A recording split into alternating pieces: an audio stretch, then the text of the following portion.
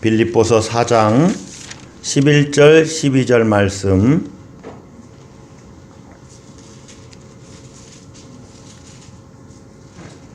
함께 한 목소리로 읽겠습니다. 내가 궁핍함으로 말하는 것이 아니니라. 어떠한 형편에든지 나는 자족하기를 배웠노니 나는 비천에 처할 줄도 알고 풍부에 처할 줄도 알아. 모든 일 곧 배부름과 배고픔과 풍부와 궁핍에도 처할 줄 아는 일체의 비결을 배웠노라. 아멘.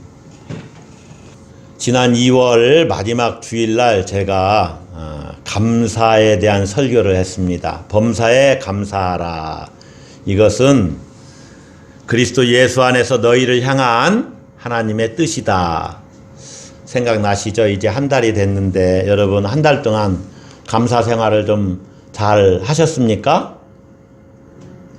예. 다른 때보다 좀 하나님께 감사를 좀 많이 드리셨습니까?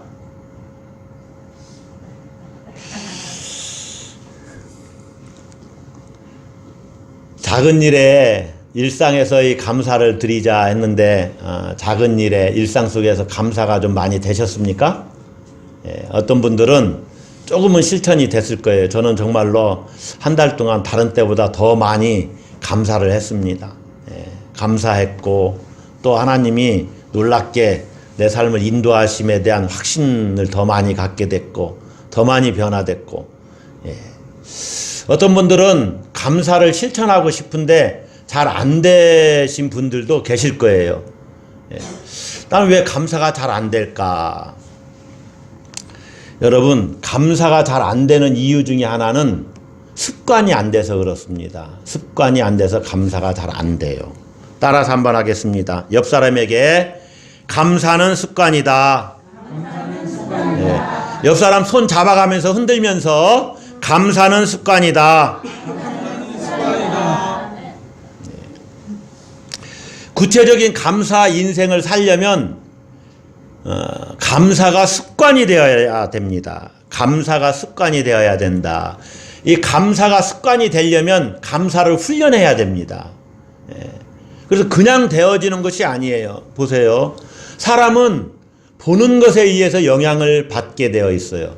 보는 것을 쫓아가게 돼 있어요. 여러분, 축구 선수가 골문을 향해서 볼을 가지고 가는데 그때 이 골키퍼가 크게 보이면 골인이 될까요? 안 될까요? 안 됩니다. 저는 축구 해봐서 알아요. 골키퍼를 계속 보고서 볼을 차면은 골인을 못 넣어요. 골키퍼를 보면 안 돼요. 골키퍼 사이의 그 공간을 봐야 되는 겁니다. 제가 진짜로 그랬어요. 막 볼을 가지고 마지막 1대1로 딱 예전 얘기죠. 아주 오래전 얘기인데 1대1로 골키퍼와 마주쳤는데 골키퍼가 크게 보이는 거예요. 그래서 빵 찼는데 누구에게 정확히 갔냐면 골키퍼에게 갔어요. 골키퍼를 보지 말고 골키퍼 사이에 그 골대와 골키퍼 사이에 그 공간을 보고 거기에 정확히 넣어야 골인이 되는 거예요. 자기가 차야 될 때를. 그래서 사람은 보는 것에 이끌리게 돼 있어요. 보는 것에.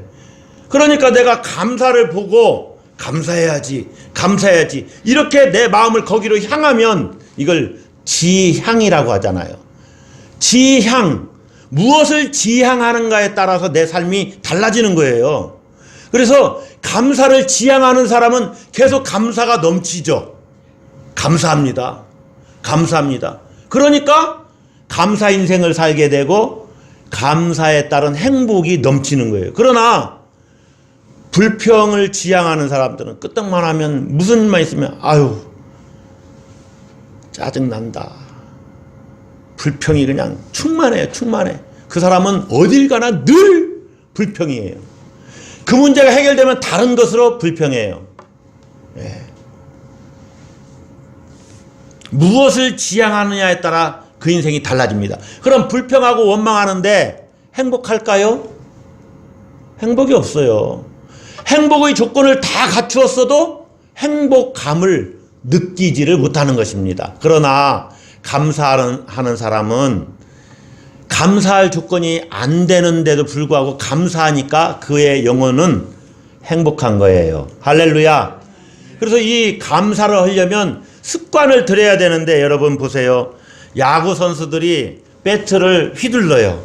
그런데 이 배트를 휘두르는 폼이 스무드하게 이렇게 싹 부드러워야 되는데 그렇지 않고 어딘가 경직되었고, 그래서 코치가 보기에 너 배트 휘두르는 게 이게 잘 안 됐어. 이게 틀렸어. 이거 고쳐야 돼.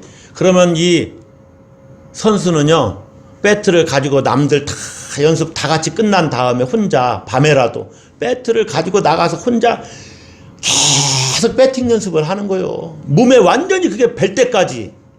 왜 그러느냐? 잘못된 습관을 바르게 고치는데 그냥 쉬운 일이 아니라는 거죠. 계속 반복함으로 그 좋은 습관이 몸에 배게 하는 거예요. 감사도 마찬가지예요. 감사도 내 몸에 익힐 때까지. 그래서 오늘 본문에 보면은 배웠다라는 단어가 2번이 반복되어 있어요. 어떠한 형편이든지 나는 자족하기를 배웠노니.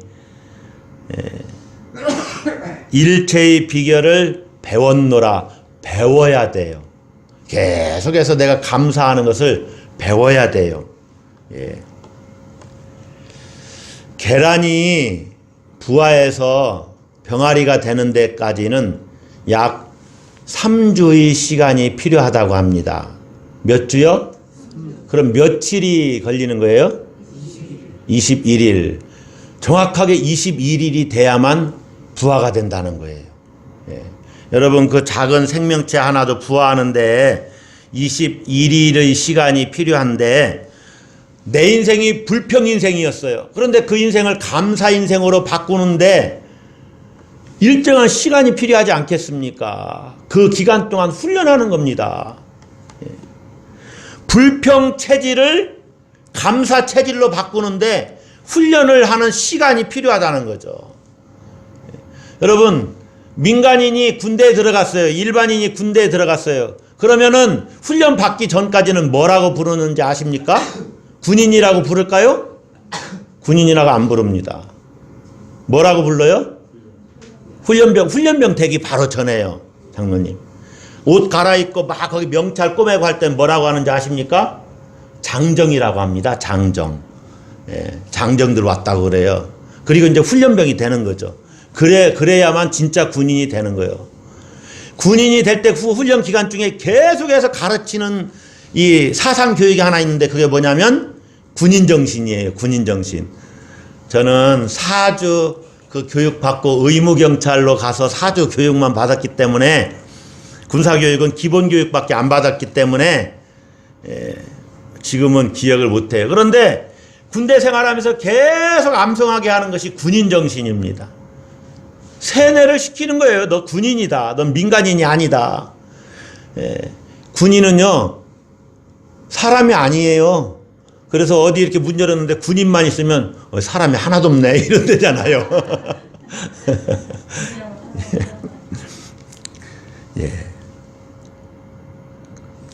군인이 되려면 계속해서 훈련을 받잖아요. 그래서 나중에는 때마다 유격 훈련을 받고 또 막 행진을 하고, 그래서 군인으로서 가장 적합하게 최적의 상태를 유지하게 만드는 겁니다. 전투력을 높이는 거죠, 한마디로. 불평 체질을 감사 체질로 바꾸려면 그렇게 일정 기간 훈련이 필요해요. 매일매일 조금씩 훈련하는 것입니다. 그래서 어제보다 오늘을 조금 더 감사하는 거예요. 따라서 한번 하겠습니다. 조금씩 더 감사.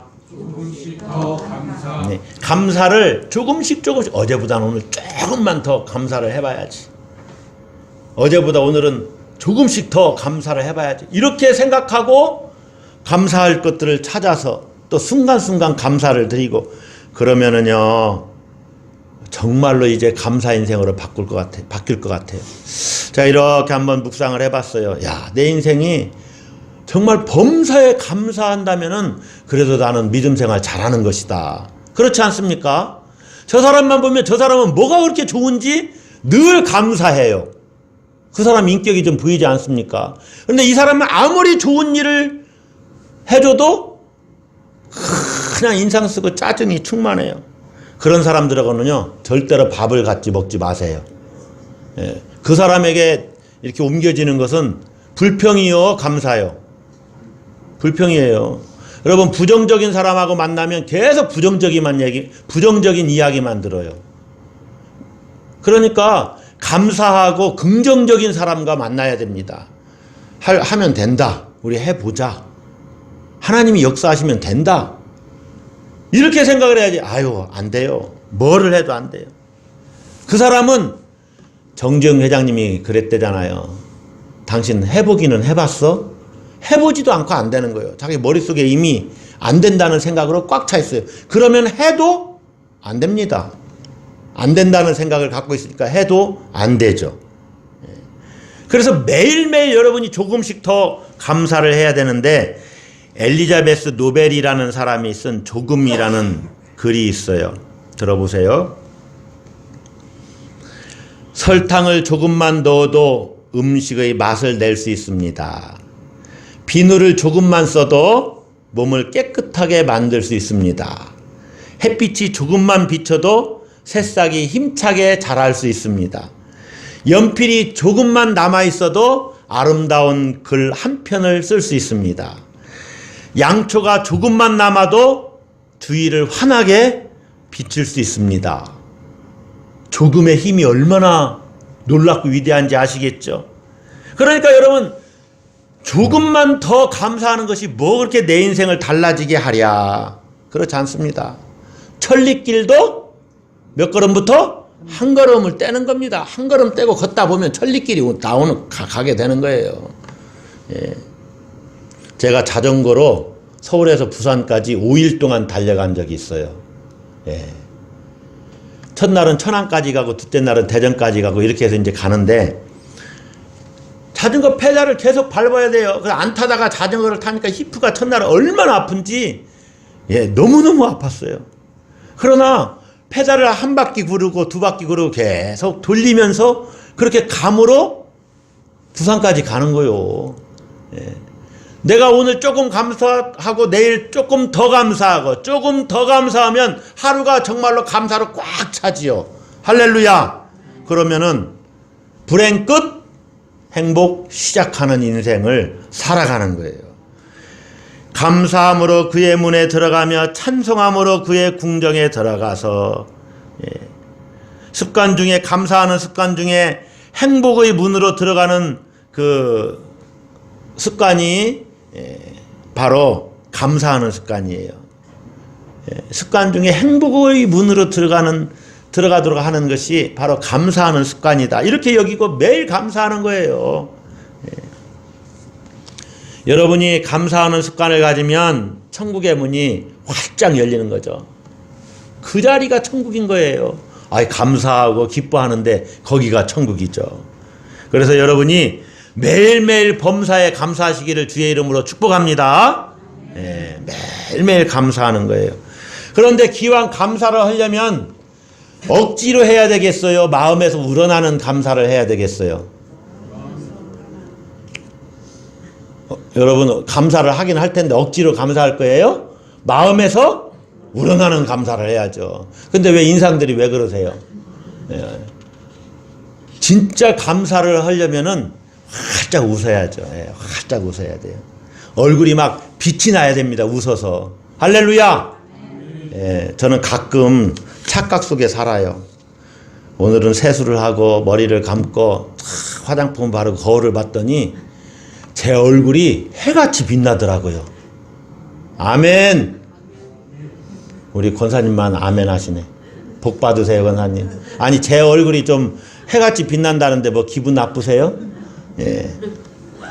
그러니 감사하죠. 막 찬란하게 빛나는 거예요. 예. 여러분도 그렇게 생각하시고, 내 얼굴이 전도지다. 사람들이 내 얼굴 보면 나도 예수 믿고 싶다. 이럴 정도로 환하게 웃고 다니셔야 돼요. 할렐루야. 예, 좀 아파도 인생 살다 보면 아픈 부분 있죠. 그래도 환하게 웃고 다니시고, 예. 누가 다 아픈 것 좀 알아줬으면 좋겠다. 이런 마음도 가질 것도 없어요. 예. 그냥 주님 때문에 그냥 기쁘다. 막 그런 충만함을 가지고 환하게 웃고 다니고 그래야 즐겁고 행복하죠. 예. 기왕 감사할 바에는 마음에서 우러나는 감사를 해야 된다. 그래야 감사가 습관이 되고 그 습관이 우리를 행복한 삶으로 이끕니다. 옛날 어느 마을에 아주 부지런하고 마음씨 착한 농부가 있었어요. 이 농부가 무를 심었어요. 무. 저쪽 그 사투리는 무수. 무가 아니고 무가 이 표준어입니다. 무를 심었어요. 그런데 이 무가 너무 잘 되는 거예요. 그래서 무가 장정 허벅지만하게 이렇게 자란 거예요. 그래서 너무 감사한데 왜 이렇게 농사가 잘 되나 싶으니까 고을 원님이 너무 이렇게 이 고을을 평안하게 다스리고 선정을 베푸르니까 바로 그 덕분에 이렇게 농사가 잘 되나 보다 하고서 무를 정성껏 포장해서 원님께 갖다 드렸어요. 원님이 매우 기뻐하면서 하인에게 요즘 관가에 들어온 가장 좋은 것이 뭐가 있느냐 가져오너라. 그러니까 하인이 이렇게 가서 큰 황소를 한 마리 끌고 왔습니다. 원님은 감사하는 이 농부가 너무 기특해서 황소를 선물로 주었어요. 이렇게 해서 마음씨 착한 농부는 무 한 개를 원님에게 바치고 황소 한 마리를 얻게 되는 횡재를 하게 된 것입니다. 이 소문이 온 마을에 퍼졌습니다. 그런데 그 마을에 아주 욕심 많은 농부가 한 사람이 있었어요. 그 농부가 꾀를 냈습니다. 무 한 개를 바치고 황소 한 마리를 얻었으면 황소 한 마리를 바치면 땅 몇 마지기는 그냥 거저 얻겠구나 생각을 하고 이제 자기 집에서 애지중지 키우는 황소를 끌고 고을 그 원님을 찾아갔습니다. 원님, 저는 오랫동안 황소를 키웠습니다만 이렇게 크고 살찐 황소는 처음입니다. 이것이 다 원님께서 고을을 잘 평안하게 다스려 주신 덕분인 줄 압니다. 이 황소를 받아주십시오. 원님이 이 말을 듣고 감탄 먹었습니다. 감격 먹었어요. 감복하면서 그래서 말하는 거예요. 오, 마음이 참 갸륵하구나. 여봐라, 요즘 관가에 들어온 것들 중에 가장 좋은 것이 무엇이냐? 하인이 얼른 대답했어요. 며칠 전에 들어온 크고 잘생긴 무가 있습니다. 가져오너라. 원님은 그 무를 이 농부에게 선물로 주라고 했습니다. 욕심 많은 농부는 원님에게 갈 때는 황소 한 마리를 끌고 갔는데 거기서 돌아와서 집으로 갈 때는 무 한 개를 달랑 들고 집으로 돌아가야만 했다는 것입니다. 여러분, 이 예화가 우리에게 가르쳐주는 교훈이 뭡니까? 진정한 감사는 대가를 바라는 것이 아니라는 거예요. 마음에서 우러나는 감사여야만 진정한 감사라는 것입니다. 그래서 그렇게 진심으로 감사하는 자는 정말로 그 마음이 통하잖아요. 그러니까 더 좋은 것으로 채워지는 거예요. 그러나 그렇지 못한 사람은 있는 것까지도 빼앗기는 것이 감사의 법칙입니다. 그것을 사람들은 다 알아요. 이 사람이 정말 마음에서 우러나는 감사를 하는 거구나. 아니면 립 서비스, 듣기 좋은 소리로 그냥 하는 거구나. 다 알아요. 그거 몇 번만 속으면 다음부터는 저 사람이 무슨 말을 해도 안 들어요. 그러니까 늘 마음의 진정성을 가지고 감사를 해야 됩니다. 할렐루야. 자, 사도 바울이 범사에 감사하라고 그랬어요. 이 범사에 감사라고 말할 때 바울이 억지로라도 감사하세요, 이렇게 그런 마음으로 얘기를 했을까요? 아닙니다. 범사에 감사라고 말할 때는 진정으로 마음에서 우러나는 마음으로 감사를 해라, 이렇게 얘기한 것입니다. 왜 그러냐면 바울 한번 보세요. 자기는 감사 생활을 전혀 하지 않는데 사람들에게, 빌립보 교인들에게 그거는 또 그 범사에 감사하라는 데살로니가서죠. 그러니까 데살로니가 교인들에게 범사에 감사하라 이렇게 얘기했겠어요? 자기는 감사도 하지 않으면서? 아니죠. 정말로 바울은 감사하는 생활하니까 너희도 범사에 감사해야 된다 이렇게 말하는 거죠. 그러면은 바울이 어떻게 해서 그렇게 범사에 감사할 수가 있었느냐. 우리가 알다시피 바울은 감옥에도 들어갔습니다. 매도 맞았어요. 복음 전하다가. 죽을 고비를 몇 번을 넘겼는지 몰라요. 그런데 어떻게 바울이 그러한 감사를 할 수가 있을까? 오늘 본문을 통해서 배우는 바울의 감사는 따라서 한번 하겠습니다. 자족함으로 감사. 네. 자족하는 감사였어요. 자족하는 감사. 자족으로 인한 감사. 그것이 바울이 범사에 감사할 수 있는 이유였습니다. 감사는요, 자족하는 마음에서 나옵니다. 자족. 스스로 충분하게 여기는 마음이에요, 자족이. 스스로 넉넉하게 여기는 마음이에요. 넉넉하지 않아도 넉넉하게 여기는 마음 때문에 감사할 수 있는 거예요. 예. 여러분, 행복한 사람은요, 자족할 줄 아는 사람이 행복한 사람입니다. 뭔가 부족해서 끊임없이 결핍에 시달리는 사람은 이 행복감을 느끼질 못해요. 결핍한데도 아유 괜찮아 이 정도면 됐지 뭐 하면서 자족하면 그렇게 자족하는 자에게 그렇게 자족하면서 감사하는 자에게 행복감이 스며드는 거예요. 그래서 예전에 행복지수 이렇게 냈을 때 여러분이 잘 아는 대로 방글라데시 그 사람들이 우리나라보다 훨씬 더 높은 행복감을 느끼고 산다는 거 아니에요. 예. 우리나라보다 뭐 100분의 1인가 소득이 뭐 그때 당시 우리나라 2만 불씩인데 거기는 200불 수준이었으니까 예. 그렇게 가난하게 사는데도 행복감을 느끼는 거예요. 우리나라는 상대적 박탈감 때문에 저 사람이 나보다 더 많이 가졌다는 것 때문에 나는 불행을 느껴요. 예. 그럴 일이 없는데 나는 나 고유의 삶을 살면서 아이고 이것도 감사하지 하면은 행복한데 저 사람과 비교해 보니까 나는 너무나 가난하고 나는 찌든 생활을 하는 것 같으니까 불행하는 거예요. 그러나 옛날 사람들하고 생각하면 얼마나 지금 감사합니까? 네. 너무너무 차이나는 생활 수준을 우리가 누리고 살잖아요. 네. 여러분, 부족하다고 생각하면 감사할 수가 없어요. 내 안에서 막 솟아나는 이 욕망을 다 채울 수가 있습니까? 그래서 감사하는 생활은요, 욕망을 잘 다스릴 때 감사하는 생활을 할 수가 있어요. 예. 인간의 행복은 욕망을 채우는 데 있는 것이 아니고 욕망을 다스리는 데 그 행복이 있습니다.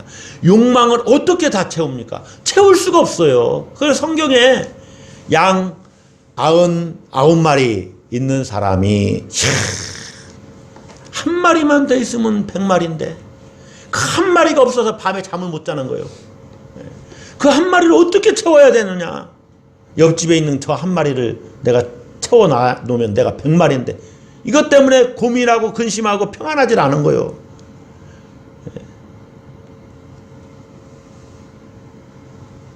한 마리 가진 자의 행복을 99마리 가진 자가 몰라요. 그래서 한 마리 가진 자는 이렇게 생각하면 행복하죠. 양이 예전에는 없었는데 지금 한 마리라도 있으니까 이 한 마리가 옆집에 있는 것으로 그 양하고 잘 교배해서 더 이렇게 이제 잘 키우다 보면 나도 양이 늘어나겠지 소망을 갖고. 그러나 99마리 있는 사람은 한 마리를 채워야 되는데 인간의 욕망이 끝이 없어요. 끝이 없어.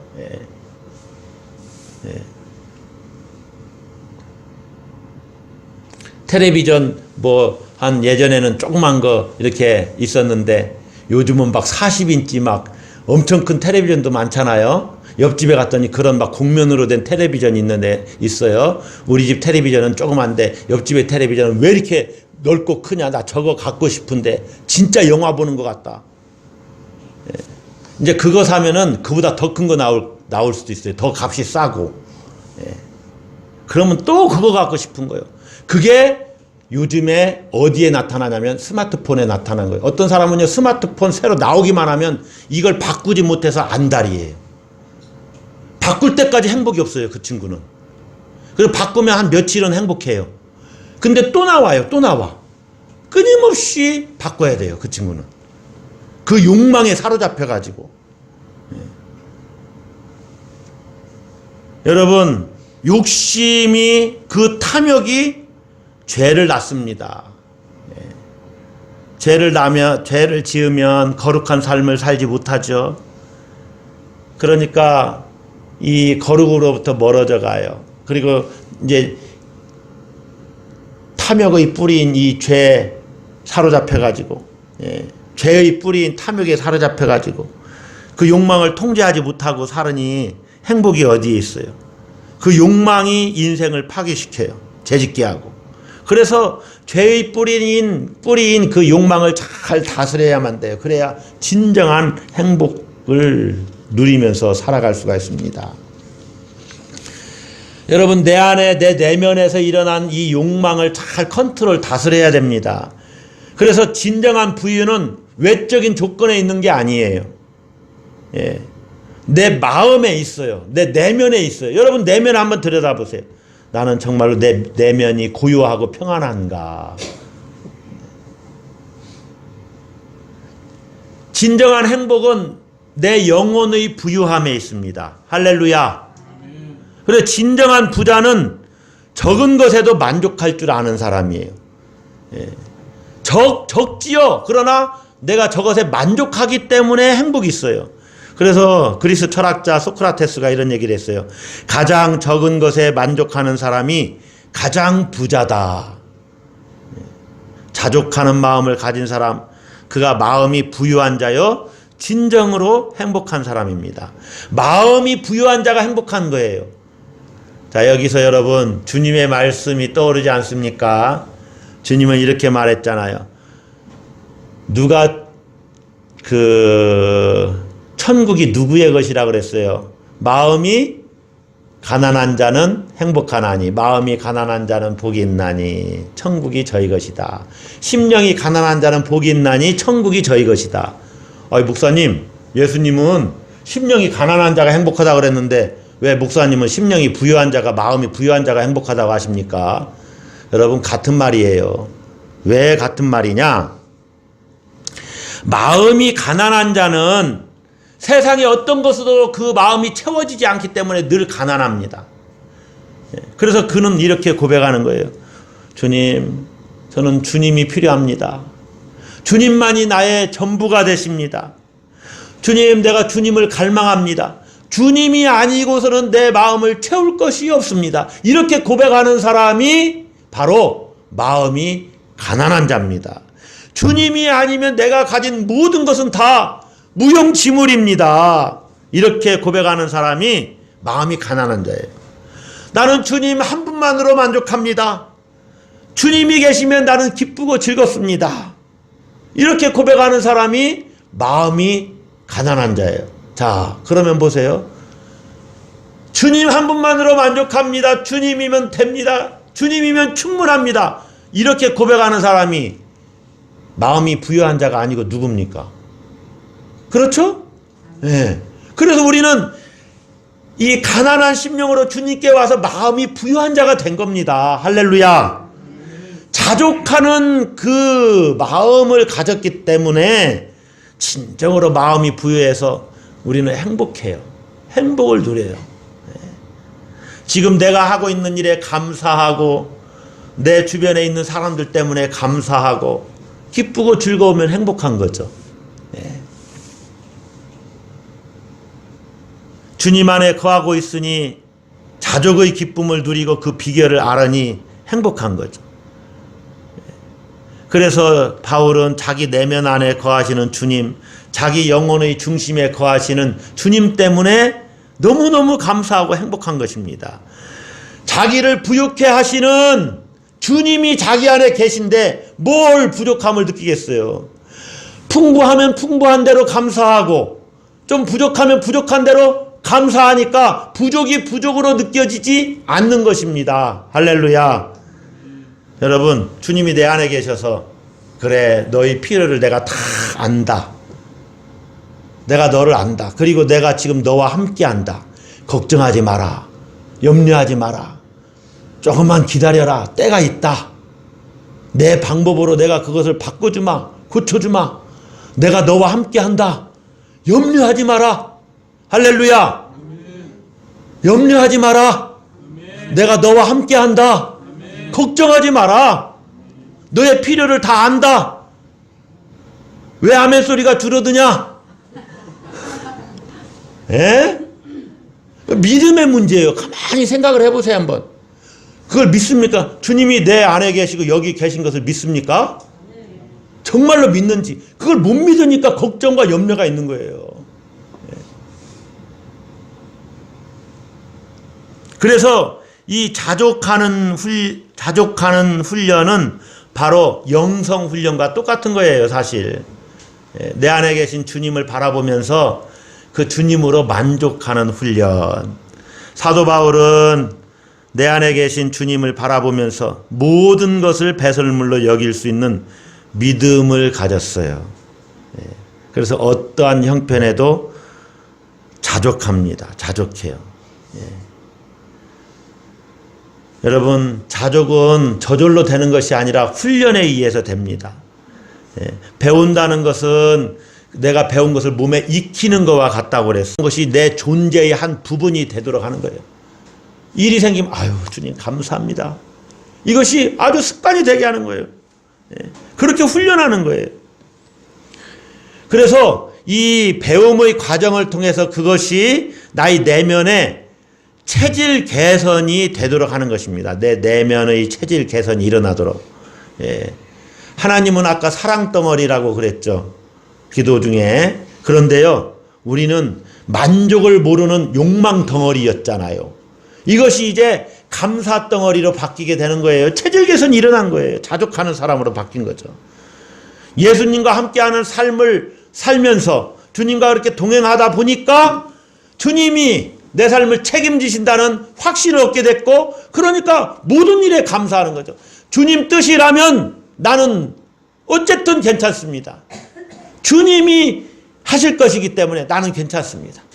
주님이 모든 것을 책임지시고 주님이 주인이셔서 내 인생을 책임지실 것이기 때문에 나는 주님이 이끄시는 대로 가겠습니다. 사망의 음침한 골짜기도 괜찮습니다. 왜? 주님이 함께 하시니까. 할렐루야. 이게 바울의 심정 아니고 뭡니까? 바울은 빌립보 교회가 물질적으로 후원한다는 소식을 듣고 기뻤습니다. 그게 10절이 내가 주 안에서 크게 기뻐함은 너희가 나를 생각하던 것이 이제 다시 싹이 났다. 그러니까 다시 바울을 후원하기로 한 거예요. 그런데 11절의 고백을 보면은요, 바울은 후원을 받게 돼서 기쁘죠. 기뻐요. 그런데 그렇게 기뻐하는 것이 내가 궁핍해서 그렇게 말하는 것이 아니다. 바울의 영성을 여러분 한번 생각을 해보세요. 얼마나 수준이 높은 영성을 가지고 있나. 내가 궁핍함으로 너희들이 나를 돕는다고 그렇게 기뻐하는 것이 아니다. 그 다음 같이 읽습니다. 어떠한 형편에든지 나는 자족하기를 배웠노니. 어떠한 형편에든지 나는 자족하기를 배웠노니. 배웠다는 것이죠. 여러분, 자족하는 것을 배우시기 바랍니다. 그 다음 보세요. 다 같이 12절 읽습니다. 나는 비천에 처할 줄도 알고 풍부에 처할 줄도 알아. 모든 일 곧 배부름과 배고픔과 풍부와 궁핍에도 처할 줄 아는 일체의 비결을 배웠노라. 때로 배고플 때도 있지요. 가난할 때도 있지요. 그러면 아유, 이것도 주님이 허락하신 것이니까. 그리고 열심히 또 노력하다 보면 또 풍부하게 하실 수도 있고. 구조적으로 다 가난하게 되는 때가 있고 사업이 부도나는 때가 있잖아요. 나만 그런 것이 아니고. 그럴 때는 그 기간을 또 잘 인내하면서 버텨내야 되는 거죠.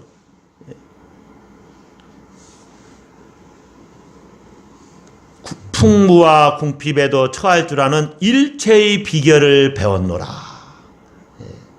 일체의 비결을 배웠으니까 행복한 거예요. 여러분 자족하기를 배우시기 바랍니다. 그러면 풍부 앞에서 타락하지 않습니다. 가난 앞에서 비굴해지지 않아요. 예. 한 수도승이 수도원을 이렇게 좀 들어가서 훈련 받으려고 들어갔습니다. 예. 이제 수도를 하는데 한 여행객이 왔어요. 이 수도승이 여행객에게 이야기합니다. 뭐뭐 쉬는 동안 부족한 것이 있으면 제게 언제든지 말씀해 주십시오. 그것 없이 사는 법을 가르쳐 드리겠습니다. 그랬다는 거잖아요. 예. 여러분 자족하기 위해서는 그 환경에 적응을 해야 됩니다. 그리고 때로는 환경을 초월하는 법을 배워야 돼요. 그래서 우리는 환경을 초월해서 기뻐하고 즐거워하는 법을 배우는 사람들이에요. 다시 말하면 예수님 안에서라면 어떠한 형편도 괜찮다. 예수님 안에서라면 나는 괜찮다라고 자족하며 만족하는 것입니다. 왜 그래요? 예수님 한 분이면 나는 모든 것을 다 가진 것이기 때문에. 그래서 C.S. 루이스가 이렇게 얘기를 했어요.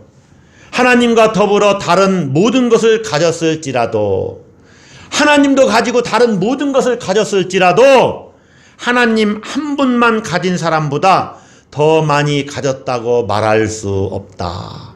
기가 막힌 말이지 않습니까? 하나님 한 분을 내가 정말로 모시고 있으면 가지지 못했어도 모든 것을 가진 것이다. 할렐루야. 하나님이 복의 근원이고 복의 원천이시 되신데, 바울은 예수님 한 분으로 만족해서 다른 모든 것을 배설물로 여길 그러한 믿음을 가졌습니다. 그렇게 만족하며 자족하고 어떠한 형편에서도 감사하고 찬양했던 거예요. 감옥에서도 감사하고 찬양했어요. 그래서 여러분 자족할 수 있으면 어떠한 형편에서도 범사에 감사할 수 있습니다. 자족하면. 여러 가지 감사에 대한 이야기를 했는데 매일매일 조금씩 더 감사하시는 여러분들 되시길 바랍니다. 마음에서 우러나오는 감사드리시는 여러분들 되시길 바랍니다. 그리고 본문에서처럼 자족하는 마음, 일체의 비결을 터득을 하세요. 어차피 없는데 불평하면 뭐합니까? 그러니까 감사하는 거예요. 감사. 할렐루야. 이렇게 해도 감사하고 저래도, 이게 사람이 이렇게 중심 없이 왔다 갔다 하라는 얘기가 아니에요. 딱 감사하는 신학으로 딱 무장을 하는 것입니다. 하나님 이래도 괜찮습니다. 좋습니다. 하나님 뜻이라면, 저래도 하나님 뜻이라면 이것이 그리 아니하실지라도의 감사지요. 여러분 환경을 초월해서 자족하는 감사를 드리시는 여러분이 되시기를 주의 이름으로 축복합니다. 우리 기도하십시다.